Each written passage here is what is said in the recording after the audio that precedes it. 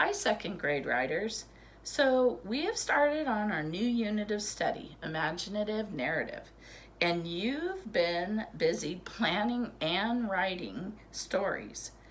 Today, I want to remind you that writers use the tools they've learned again and again, adding on to make them stronger as they write. At the beginning of the year, we wrote personal narratives where we worked a lot at bringing our characters to life. Back then, we were the characters because it was personal narrative. Now we're doing fictional characters, but you know what? We still want them to be brought to life and unfrozen in our writing. So, what you see before you are two of the anchor charts that we really worked a lot on at the beginning of the year. Some of the ways that we brought our stories to life was we unfroze the characters by putting in movement and talking, which we call dialogue. We also slowed everything down step by step, filling in details as we went. So we no longer just said, I jumped in the car, we went to the store, and we came home. We learned to slow it down and share those actions and details in talking through the moments. And we want to continue to use those strategies as we write our imaginative narratives. Now, one of the things I want to share with you today will be something we can add to these to just make it a stronger tool. So I want to show you the difference between telling and showing. So this chart is just showing the difference between the two. And the first thing you notice is, wow, when you show in your writing, there's a lot more writing. So I'm going to read through these and share a little bit of how we go from just telling into how we can start showing in our writing. So here it says, Brian was angry, he started to yell. So we know how he felt and we heard what he did. So now we're going to, through the senses, actually see what that looked like and what it felt like. Brian pursed his lips and clenched his fists into tight balls. Try as he might, he could not contain himself. Within seconds, he erupted like a volcano.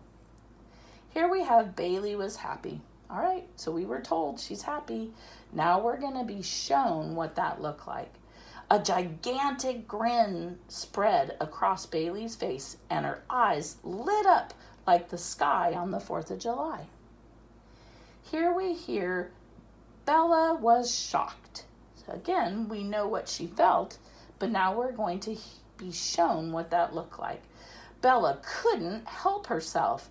Her jaw dropped to the floor as her eyebrows shot towards the ceiling. We all have seen a face like that before, I bet. Here we hear she was excited to see her dad. Okay, so they told us what she felt and why. Now we're going to hear the how. It looked when she felt excited. When she saw her dad enter the gym, she sprinted across the room, jumped into his arms, and buried her head in his chest. Last we hear, he felt sad. So they just told us what he felt. Now we're going to actually know. They're going to show us what he felt inside and what it looked like.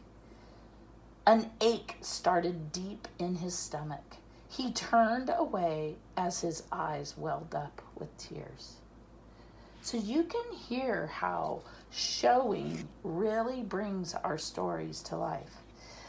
So one of the things I want you to try is I want you to take a writing that you've been working on, and I want you to go in and I want you to first circle your telling words. So find one of the areas and give this a try. Go in and circle your telling areas. On this one, I would have circled angry and yell. And those are really my telling words.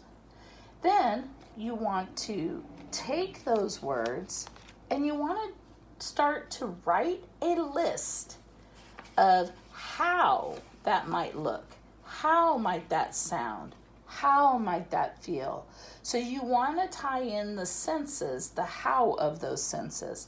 So here we heard that he was angry and he yelled, But if I'm making a list of how that might have felt or how that might have looked, then that's where the pursed his lips, where you tighten up your lips when you're mad, and clenching your fists into a tight ball. That's the how of the senses, what it felt like and looked like.